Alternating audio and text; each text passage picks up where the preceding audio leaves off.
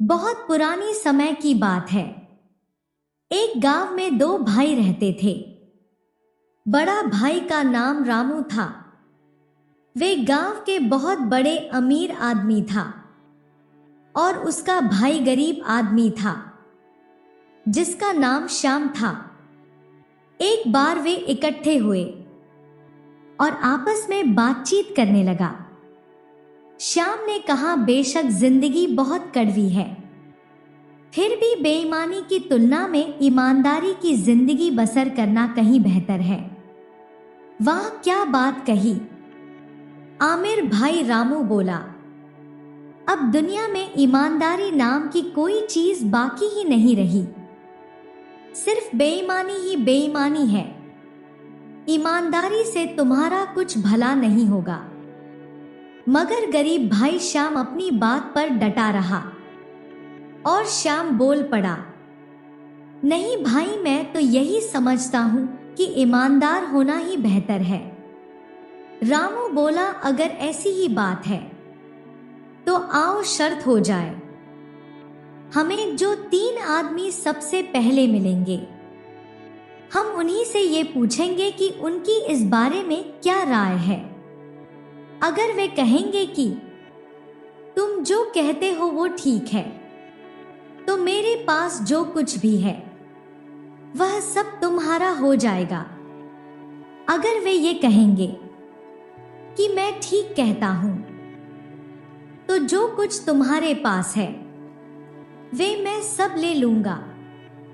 मुझे मंजूर है। गरीब भाई श्याम राजी हो गया। फिर सड़क पर चल दिए।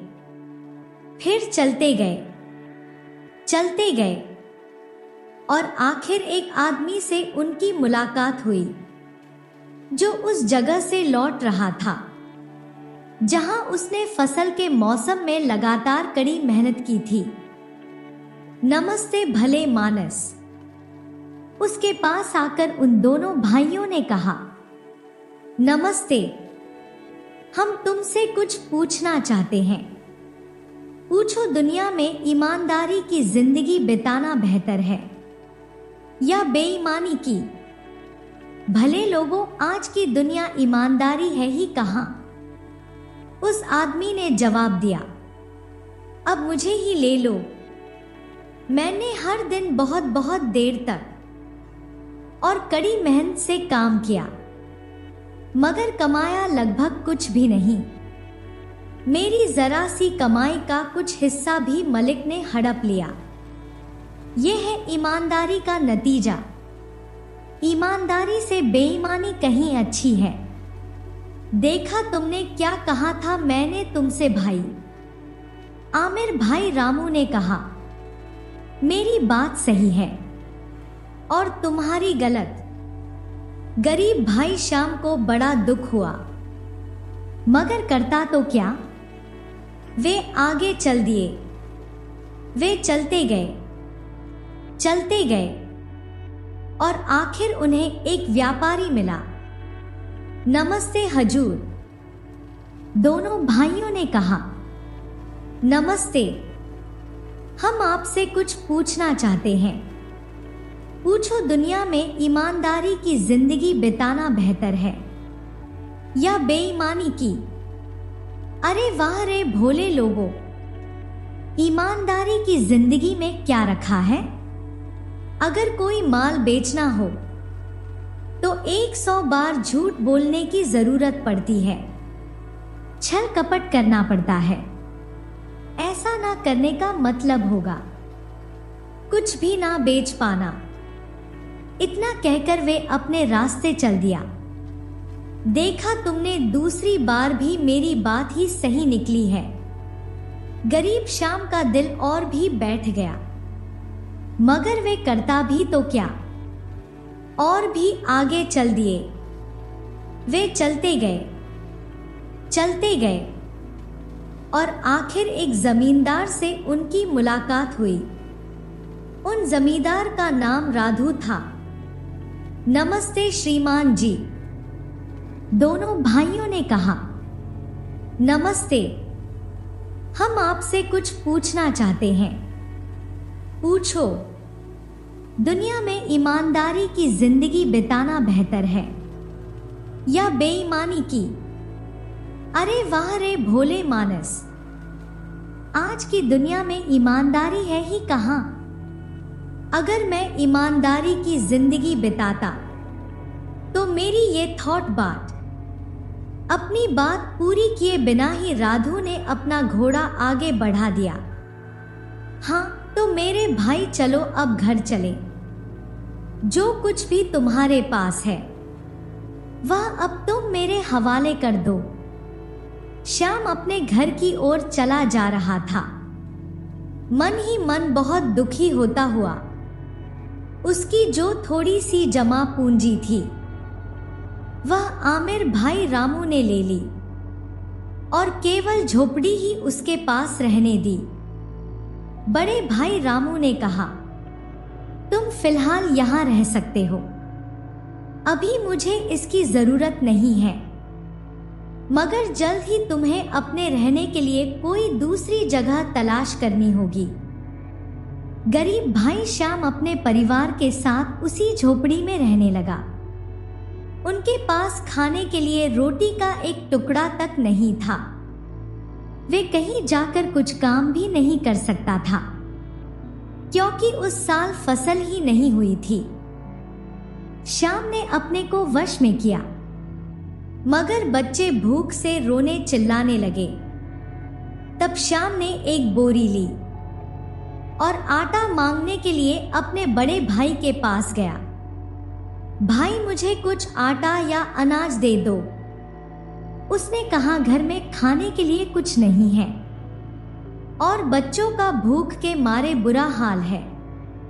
आमिर भाई रामू ने कहा, मैं तुम्हें आटा दे सकता हूं, पर इसके लिए तुम्हें अपनी एक आंख निकलवानी होगी। गरीब भाई श्याम ने कुछ देर सोच विचार किया, मगर इसके सिवा चारा ही क्या था। मुझे मंजूर है, उसने कहा, निकाल लो मेरी आंख, भगवान तुम्हारा भला करे। भगवान के लिए मुझे कुछ आटा अवश्य दे दो। अब रामू ने छोटे भाई श्याम की एक आंख निकाल ली और उसे सड़ा हुआ कुछ आटा दे दिया। गरीब भाई श्याम आटा लेकर घर लौटा। उसके पत्नी का नाम सीमा थी। सीमा को जैसे ही अपने पति पर नजर पड़ी, वैसे ही वे कलेजा थाम कर रह गई। ये तुम्हें क्या हुआ है? तुम्हारी एक आंख कहाँ गई? भाई ने निकाल ली, उसने जवाब दिया। गरीब भाई श्याम ने अपनी पत्नी को सारा किस्सा कह सुनाया। वे रोए धोए चिखे चिल्लाए, मगर फिर उसी आटे से पेट की आग बुझाने लगी। एक सप्ताह या शायद इससे कुछ अधिक समय बिता और वे आटा खत्म हो गया। गरीब भाई श्याम ने फिर से बोरी उठाई और अपने बड़े भाई रामू के पास पहुंचा। मेरे भाई, प्यारे भाई, मुझे कुछ आटा और दे दो। वे बोला, जो आटा तुमने कुछ दिन पहले दिया था वह तो खत्म हो गया। रामू बोला, अगर दूसरी आंख निकाल लेने दोगे तो आटा दे दूंगा। दोनों आंखें गवाकर मैं इस दुनिया में कैसे रहूंगा? मेरे भाई, मेरी एक आंख तो तुम निकाल ही चुके हो, रहम करो। अंधा किए बिना ही मुझे कुछ आटा दे दो। नहीं, मैं मुफ्त में आटा नहीं दूंगा, उसने जवाब दिया। एक आंख और निकाल लेने दो, तभी दूंगा। श्याम करता भी तो क्या करता। निकाल लो, भगवान तुम्हारा भला करे, श्याम ने कहा। अब रामू ने चाकू लिया, अपने गरीब भाई श्याम की दूसरी आंख भी निकाल ली और उसकी बोरी आटे से भी भर दी। श्याम बोरा उठाकर घर की ओर चल दिया। फिर जगह जगह ठोकर खाता, रास्ता टोटलता और एक के बाद एक बार से टकराता। बड़ी मुश्किल से आटा लिए हुए घर पहुंचा। उसके पत्नी ने उसे देखा तो सिर पीट कर रह गई। अरे बदकिस्मत आदमी, आंखों के बिना तुम इस दुनिया में कैसे रहोगे? वे चिल्लाई, शायद हमें किसी और जगह से कुछ आटा मिल जाता। मगर अब बेचारी सीमा ऐसे 4-4 बार रोए कि उसके मुंह से एक शब्द बिना फूट सका। श्याम बोला, रो मत पत्नी, दुनिया में मैं अकेला ही अंधा नहीं हूं। मुझ जैसे और भी बहुत लोग हैं, वे भी आंखों के बिना काम चला लेते हैं। मगर एक बोरी आटा तो परिवार के लिए बहुत नहीं होता। वह आटा जल्दी ही खत्म हो गया। अंधे श्याम ने अपनी पत्नी से कहा, मैं अब अपने भाई के पास नहीं जाऊंगा। मुझे गांव के बाहर सड़क के किनारे वाले चिनार के पेड़ के नीचे दिन भर के लिए पहुंचा दो। शाम को आकर तुम मुझे घर ले आना। उस रास्ते से बहुत से व्यापारी और घुड़सवार गुजरते हैं। कोई ना कोई मुझे जरूर रोटी का एक आधा टुकड़ा दे देगा। अंधे की पत्नी उसे वहां ले गई जहां उसने कहा था। वह उसे चिनार के पेड़ के नीचे बिठाकर घर वापस आ गई। अंधा वहीं बैठ रहा। किसी राहगीर ने उसे 1 पैसा दिया तो किसी ने 2 पैसे दिए। शाम होने को थी, मगर उसकी पत्नी को आने में देर हो गई। अंधा थक गया था, इसलिए वे अकेला ही घर की ओर चल दिया। वे गलत दिशा में मुड़ गया और घर पहुंचने के बजाय तथा ये जाने बिना ही कि किधर जा रहा है, आगे ही आगे चलता गया। अचानक उसे अपने सभी और वृक्षों की सरसर की आवाज सुनाई दी। अंधे को यह समझने में देर ना लगी कि वह किसी जंगल में पहुंच गया है और उसे यही रात बितानी होगी। मगर इस डर से कि कहीं जंगली जानवर उसे ना खा जाए, वे जैसे तैसे एक वृक्ष पर चढ़ गया और वहां वृक्ष के ऊपर बैठा रहा। आधी रात हुई तो अचानक इसी जगह और इसी वृक्ष के नीचे भूत प्रेत उड़ते हुए आए।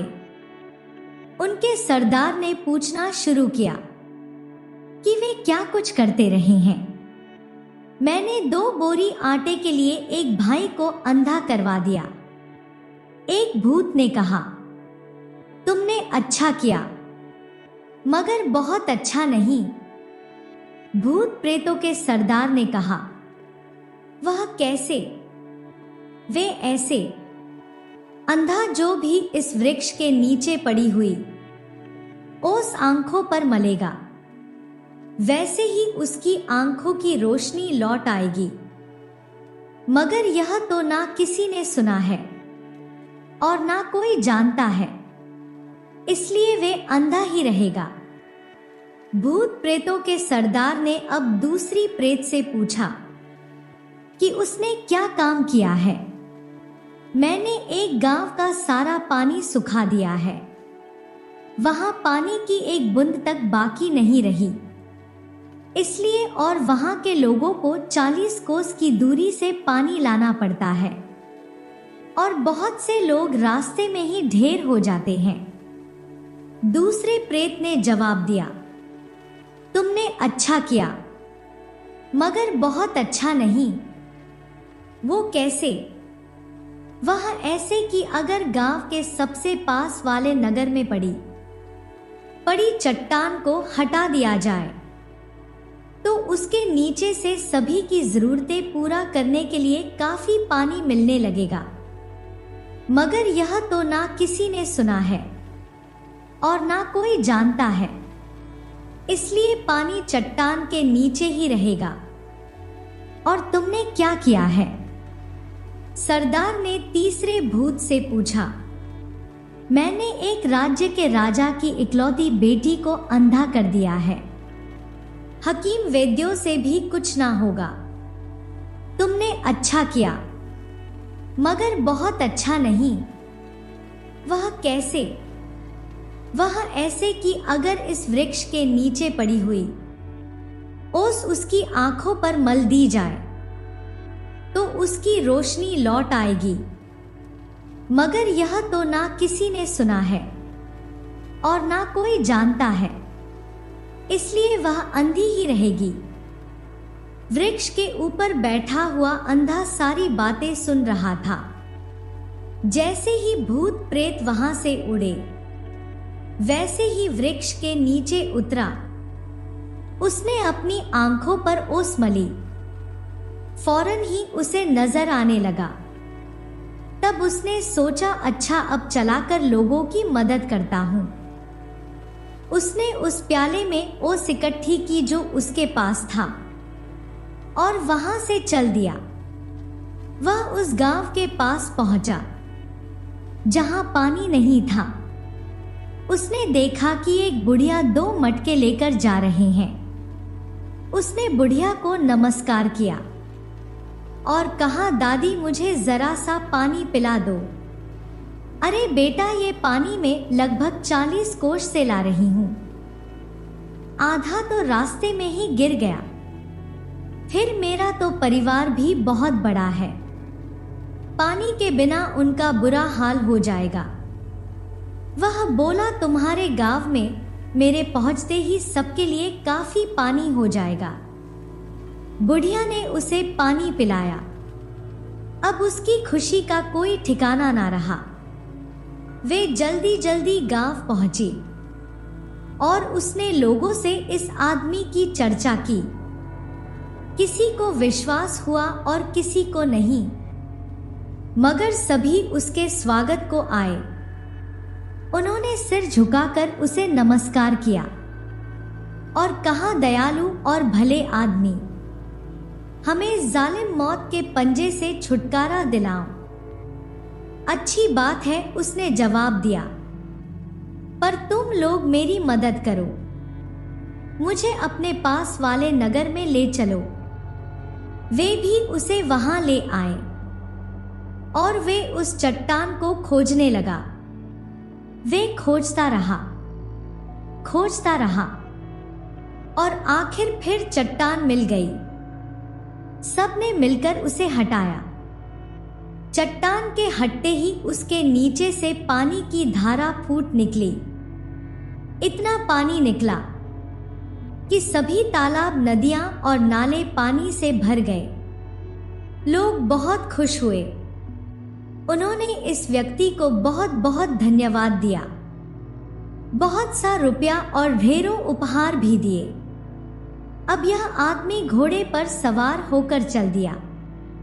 वे घोड़े को बढ़ाता और राहगीरों से उस राज्य का रास्ता पूछता चला गया जिसके राजा की बेटी अंधी हो गई थी। आखिर वे उस राज्य में पहुंच ही गया। राजा के महल के दरवाजे पर जाकर उसने नौकरों से कहा, मैंने सुना है कि आपकी राजा की बेटी बीमार है। शायद मैं उसका इलाज कर सकता हूं। अरे तुम क्या इलाज करोगे उसका? यहां बड़े बड़े हकीमों वैद्यों के क्या भी कुछ ना हुआ। तुम भला क्या करोगे? फिर भी आप लोग राजा को खबर तो कर दें। वे राजा को खबर नहीं देना चाहते थे, मगर यह व्यक्ति जीत करता गया। आखिर कोई चारा ना देखकर वे मान गए। राजा ने उसे फौरन महल में बुलवाया। तुम मेरी बेटी का इलाज कर सकते हो? राजा ने पूछा। हाँ, कर सकता हूं, उसने जवाब दिया।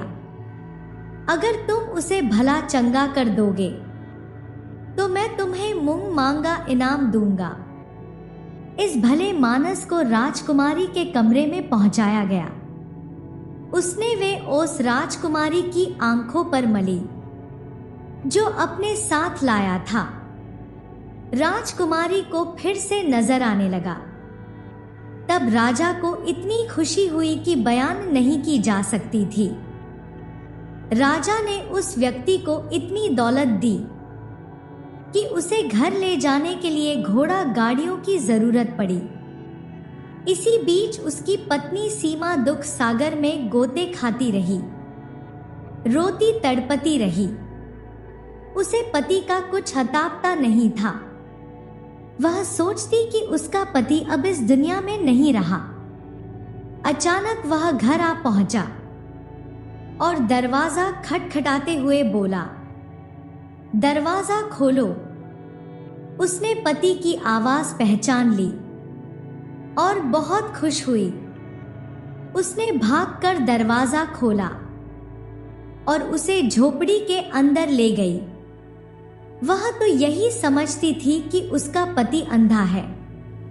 जरा रोशनी करो, श्याम बोला। उसने रोशनी की। वह पति की ओर देखते ही खुशी से ताली बजाकर चूमने लगी। तुम्हारी नजर लौट आई।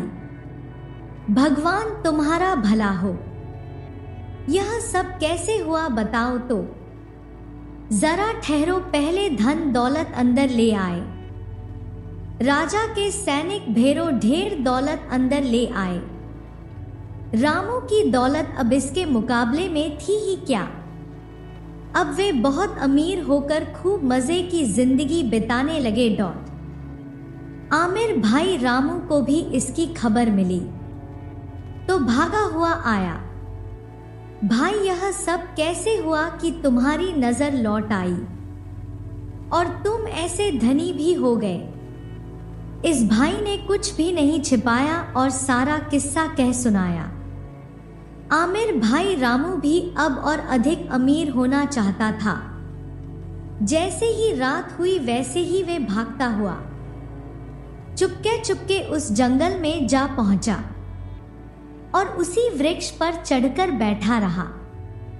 अचानक आधी रात को सभी भूत प्रेत और उनका सरदार उड़ते हुए इसी वृक्ष के नीचे इकट्ठे हुए। भूत प्रेत बोले, यह क्या किस्सा है। ना तो कभी किसी ने उनके बारे में सुना था और ना ही कोई जानता था, और फिर भी अंधा भाई आंखों वाला हो गया। चट्टान के नीचे से पानी बह निकला और राजकुमारी बली चंगी हो गई। कहीं किसी ने चोरी चोरी हमारी बातें तो नहीं सुनी है।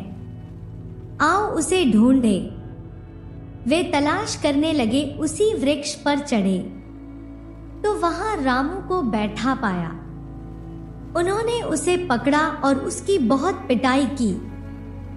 बेचारा रामू किसी तरह अपने घर वापस पहुंचा। अब रामू को काफी पछतावा हुआ कि उसने अपने गरीब भाई श्याम के साथ कितना बुरा व्यवहार किया था। धन्यवाद।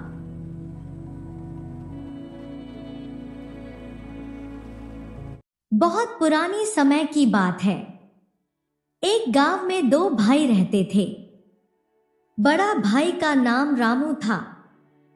वे गांव के बहुत बड़े अमीर आदमी था और उसका भाई गरीब आदमी था जिसका नाम श्याम था।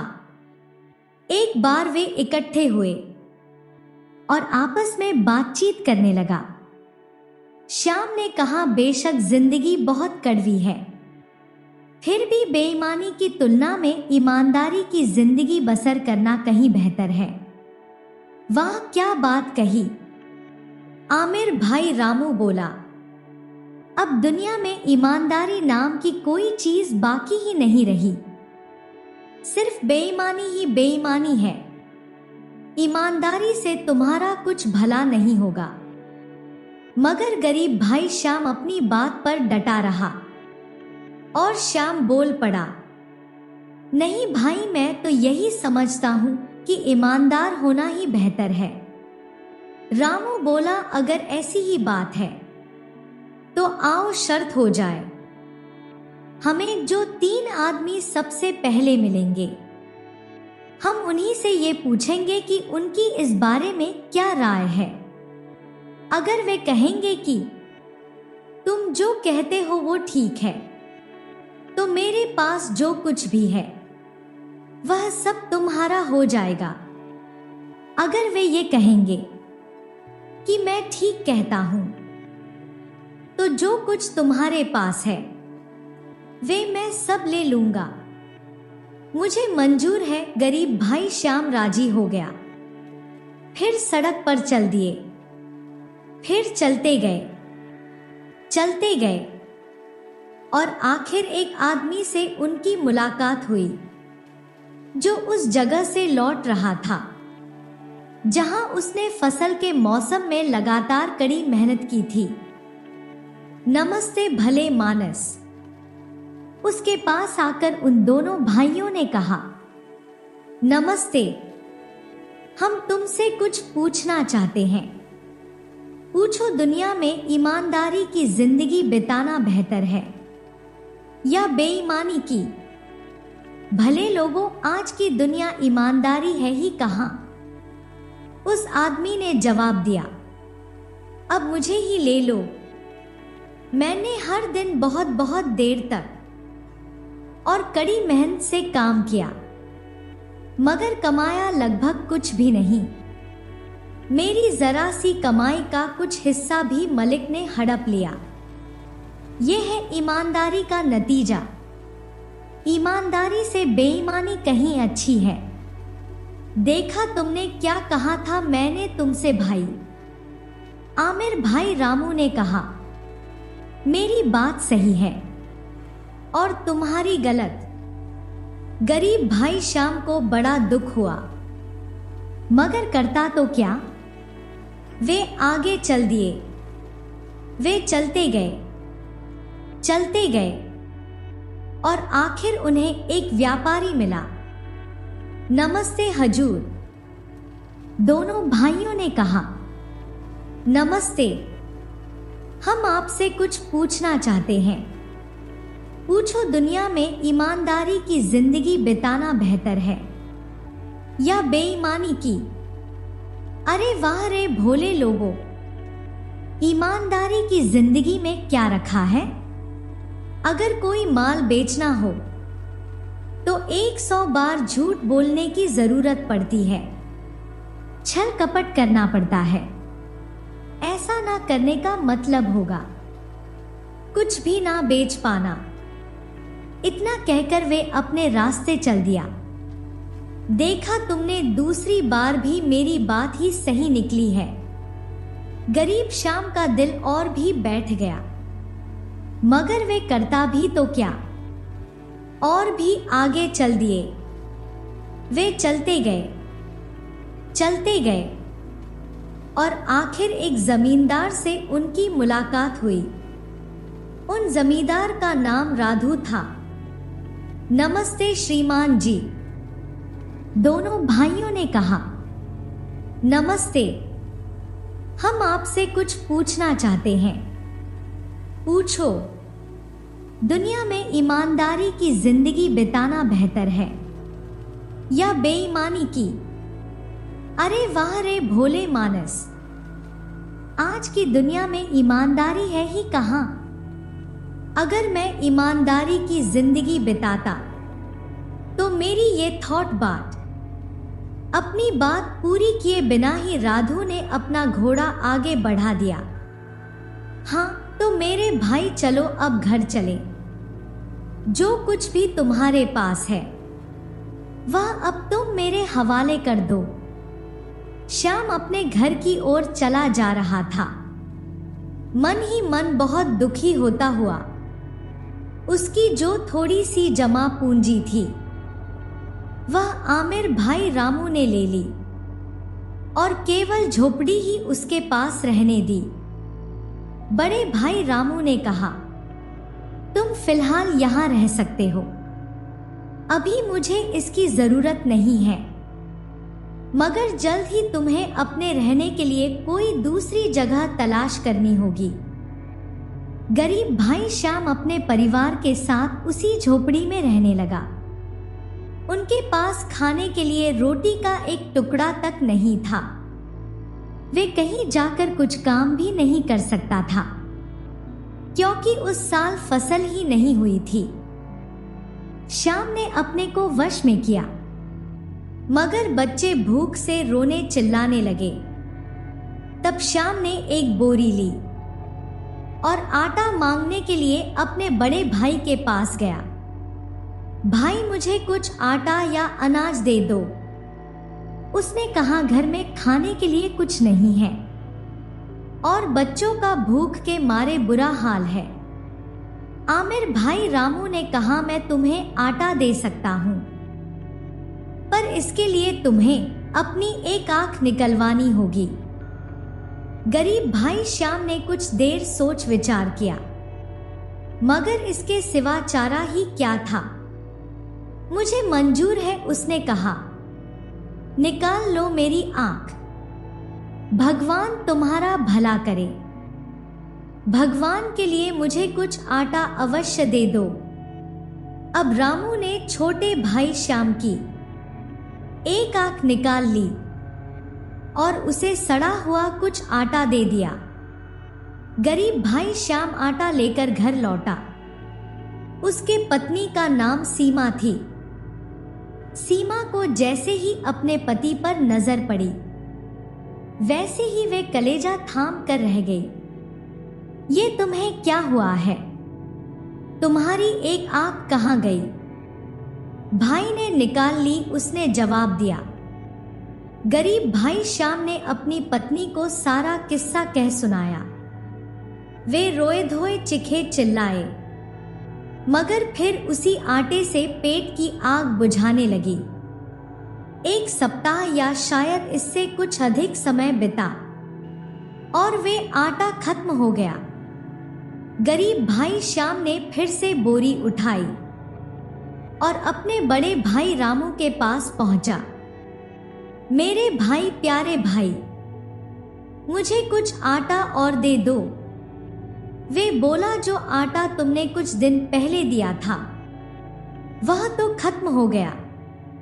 रामू बोला, अगर दूसरी आंख निकाल लेने दोगे तो आटा दे दूंगा। दोनों आंखें गंवाकर मैं इस दुनिया में कैसे रहूंगा? मेरे भाई, मेरी एक आंख तो तुम निकाल ही चुके हो। रहम करो, अंधा किए बिना ही मुझे कुछ आटा दे दो। नहीं, मैं मुफ्त में आटा नहीं दूंगा, उसने जवाब दिया। एक आंख और निकाल लेने दो, तभी दूंगा। श्याम करता भी तो क्या करता। निकाल लो, भगवान तुम्हारा भला करे, श्याम ने कहा। अब रामू ने चाकू लिया, अपने गरीब भाई श्याम की दूसरी आंख भी निकाल ली और उसकी बोरी आटे से भी भर दी। श्याम बोरा उठाकर घर की ओर चल दिया। फिर जगह जगह ठोकर खाता, रास्ता टोटलता और एक के बाद एक बार से टकराता। बड़ी मुश्किल से आटा लिए हुए घर पहुंचा। उसके पत्नी ने उसे देखा तो सिर पीट कर रह गई।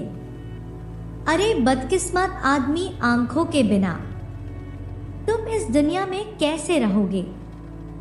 वे चिल्लाई, शायद हमें किसी और जगह से कुछ आटा मिल जाता। मगर अब बेचारी सीमा ऐसे 4-4 बार रोए कि उसके मुंह से एक शब्द बिना फूट सका। श्याम बोला, रो मत पत्नी, दुनिया में मैं अकेला ही अंधा नहीं हूं। मुझ जैसे और भी बहुत लोग हैं, वे भी आंखों के बिना काम चला लेते हैं।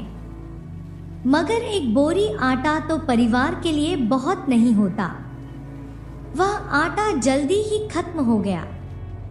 अंधे श्याम ने अपनी पत्नी से कहा, मैं अब अपने भाई के पास नहीं जाऊंगा। मुझे गांव के बाहर सड़क के किनारे वाले चिनार के पेड़ के नीचे दिन भर के लिए पहुंचा दो। शाम को आकर तुम मुझे घर ले आना। उस रास्ते से बहुत से व्यापारी और घुड़सवार गुजरते हैं। कोई ना कोई मुझे जरूर रोटी का एक आधा टुकड़ा दे देगा।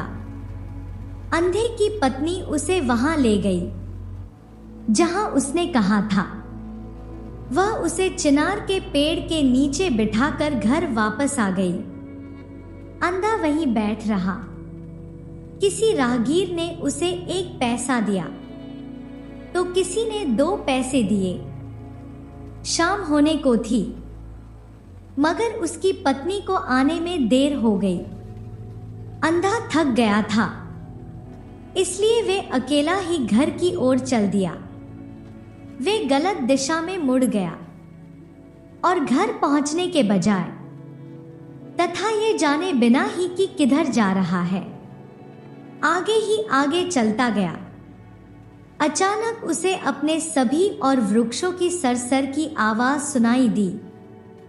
अंधे को यह समझने में देर ना लगी कि वह किसी जंगल में पहुंच गया है और उसे यही रात बितानी होगी, मगर इस डर से कि कहीं जंगली जानवर उसे ना खा जाए।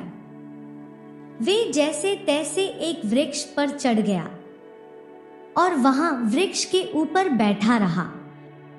आधी रात हुई तो अचानक इसी जगह और इसी वृक्ष के नीचे भूत प्रेत उड़ते हुए आए। उनके सरदार ने पूछना शुरू किया कि वे क्या कुछ करते रहे हैं। मैंने 2 बोरी आटे के लिए एक भाई को अंधा करवा दिया। एक भूत ने कहा, तुमने अच्छा किया, मगर बहुत अच्छा नहीं। भूत प्रेतों के सरदार ने कहा, वह कैसे? वे ऐसे, अंधा जो भी इस वृक्ष के नीचे पड़ी हुई ओस आंखों पर मलेगा, वैसे ही उसकी आंखों की रोशनी लौट आएगी। मगर यह तो ना किसी ने सुना है और ना कोई जानता है, इसलिए वे अंधा ही रहेगा। भूत प्रेतों के सरदार ने अब दूसरी प्रेत से पूछा कि उसने क्या काम किया है। मैंने एक गांव का सारा पानी सुखा दिया है, वहां पानी की एक बूंद तक बाकी नहीं रही, इसलिए और वहां के लोगों को 40 कोस की दूरी से पानी लाना पड़ता है और बहुत से लोग रास्ते में ही ढेर हो जाते हैं। दूसरे प्रेत ने जवाब दिया, तुमने अच्छा किया, मगर बहुत अच्छा नहीं। वो कैसे? वह ऐसे कि अगर गांव के सबसे पास वाले नगर में पड़ी चट्टान को हटा दिया जाए तो उसके नीचे से सभी की जरूरतें पूरा करने के लिए काफी पानी मिलने लगेगा। मगर यह तो ना किसी ने सुना है और ना कोई जानता है, इसलिए पानी चट्टान के नीचे ही रहेगा। और तुमने क्या किया है? सरदार ने तीसरे भूत से पूछा। मैंने एक राज्य के राजा की इकलौती बेटी को अंधा कर दिया है। हकीम वैद्यों से भी कुछ ना होगा। तुमने अच्छा किया, मगर बहुत अच्छा नहीं। वह कैसे? वह ऐसे कि अगर इस वृक्ष के नीचे पड़ी हुई ओस उसकी आंखों पर मल दी जाए तो उसकी रोशनी लौट आएगी। मगर यह तो ना किसी ने सुना है और ना कोई जानता है, इसलिए वह अंधी ही रहेगी। वृक्ष के ऊपर बैठा हुआ अंधा सारी बातें सुन रहा था। जैसे ही भूत प्रेत वहां से उड़े, वैसे ही वृक्ष के नीचे उतरा। उसने अपनी आंखों पर ओस मली। फौरन ही उसे नजर आने लगा। तब उसने सोचा, अच्छा अब चलाकर लोगों की मदद करता हूं। उसने उस प्याले में ओस इकट्ठी की जो उसके पास था और वहां से चल दिया। वह उस गांव के पास पहुंचा जहां पानी नहीं था। उसने देखा कि एक बुढ़िया 2 मटके लेकर जा रहे हैं। उसने बुढ़िया को नमस्कार किया और कहा, दादी मुझे जरा सा पानी पिला दो। अरे बेटा, ये पानी में लगभग 40 कोस से ला रही हूं। आधा तो रास्ते में ही गिर गया। फिर मेरा तो परिवार भी बहुत बड़ा है, पानी के बिना उनका बुरा हाल हो जाएगा। वह बोला, तुम्हारे गांव में मेरे पहुंचते ही सबके लिए काफी पानी हो जाएगा। बुढ़िया ने उसे पानी पिलाया। अब उसकी खुशी का कोई ठिकाना ना रहा। वे जल्दी जल्दी गांव पहुंची और उसने लोगों से इस आदमी की चर्चा की। किसी को विश्वास हुआ और किसी को नहीं, मगर सभी उसके स्वागत को आए। उन्होंने सिर झुकाकर उसे नमस्कार किया और कहा, दयालु और भले आदमी, हमें जालिम मौत के पंजे से छुटकारा दिलाओ। अच्छी बात है, उसने जवाब दिया, पर तुम लोग मेरी मदद करो। मुझे अपने पास वाले नगर में ले चलो। वे भी उसे वहां ले आए और वे उस चट्टान को खोजने लगा। वे खोजता रहा और आखिर फिर चट्टान मिल गई। सबने मिलकर उसे हटाया। चट्टान के हटते ही उसके नीचे से पानी की धारा फूट निकली। इतना पानी निकला कि सभी तालाब, नदियां और नाले पानी से भर गए। लोग बहुत खुश हुए। उन्होंने इस व्यक्ति को बहुत बहुत धन्यवाद दिया। बहुत सा रुपया और ढेरों उपहार भी दिए। अब यह आदमी घोड़े पर सवार होकर चल दिया। वे घोड़े को बढ़ाता और राहगीरों से उस राज्य का रास्ता पूछता चला गया जिसके राजा की बेटी अंधी हो गई थी।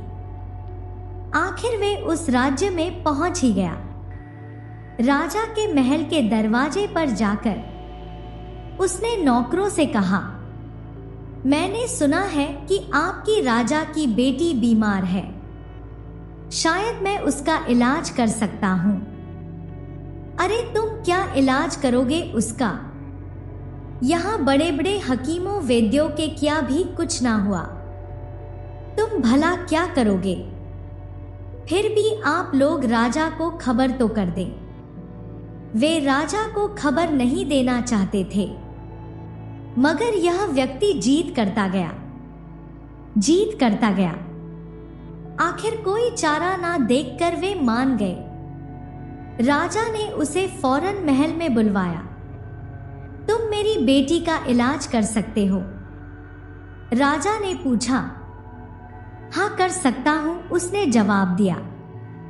अगर तुम उसे भला चंगा कर दोगे तो मैं तुम्हें मुंह मांगा इनाम दूंगा। इस भले मानस को राजकुमारी के कमरे में पहुंचाया गया। उसने वे ओस राजकुमारी की आंखों पर मली जो अपने साथ लाया था। राजकुमारी को फिर से नजर आने लगा। तब राजा को इतनी खुशी हुई कि बयान नहीं की जा सकती थी। राजा ने उस व्यक्ति को इतनी दौलत दी कि उसे घर ले जाने के लिए घोड़ा गाड़ियों की जरूरत पड़ी। इसी बीच उसकी पत्नी सीमा दुख सागर में गोते खाती रही, रोती तड़पती रही। उसे पति का कुछ हतापता नहीं था। वह सोचती कि उसका पति अब इस दुनिया में नहीं रहा। अचानक वह घर आ पहुंचा और दरवाजा खटखटाते हुए बोला, दरवाजा खोलो। उसने पति की आवाज पहचान ली और बहुत खुश हुई। उसने भागकर दरवाजा खोला और उसे झोपड़ी के अंदर ले गई। वह तो यही समझती थी कि उसका पति अंधा है। जरा रोशनी करो, श्याम बोला। उसने रोशनी की। वह पति की ओर देखते ही खुशी से ताली बजाकर चूमने लगी। तुम्हारी नजर लौट आई। भगवान तुम्हारा भला हो। यह सब कैसे हुआ बताओ तो। जरा ठहरो, पहले धन दौलत अंदर ले आए। राजा के सैनिक भेरों ढेर दौलत अंदर ले आए। रामू की दौलत अब इसके मुकाबले में थी ही क्या। अब वे बहुत अमीर होकर खूब मजे की जिंदगी बिताने लगे। आमिर भाई रामू को भी इसकी खबर मिली। तो भागा हुआ आया। भाई, यह सब कैसे हुआ कि तुम्हारी नजर लौट आई और तुम ऐसे धनी भी हो गए? इस भाई ने कुछ भी नहीं छिपाया और सारा किस्सा कह सुनाया। आमिर भाई रामू भी अब और अधिक अमीर होना चाहता था। जैसे ही रात हुई वैसे ही वे भागता हुआ चुपके चुपके उस जंगल में जा पहुंचा और उसी वृक्ष पर चढ़कर बैठा रहा। अचानक आधी रात को सभी भूत प्रेत और उनका सरदार उड़ते हुए इसी वृक्ष के नीचे इकट्ठे हुए। भूत प्रेत बोले, यह क्या किस्सा है? ना तो कभी किसी ने उनके बारे में सुना था और ना ही कोई जानता था, और फिर भी अंधा भाई आंखों वाला हो गया। चट्टान के नीचे से पानी बह निकला और राजकुमारी बली चंगी हो गई। कहीं किसी ने चोरी चोरी हमारी बातें तो नहीं सुनी है, आओ उसे ढूंढे। वे तलाश करने लगे, उसी वृक्ष पर चढ़े तो वहां रामू को बैठा पाया। उन्होंने उसे पकड़ा और उसकी बहुत पिटाई की। बेचारा रामू किसी तरह अपने घर वापस पहुंचा। अब रामू को काफी पछतावा हुआ कि उसने अपने गरीब भाई श्याम के साथ कितना बुरा व्यवहार किया था। धन्यवाद।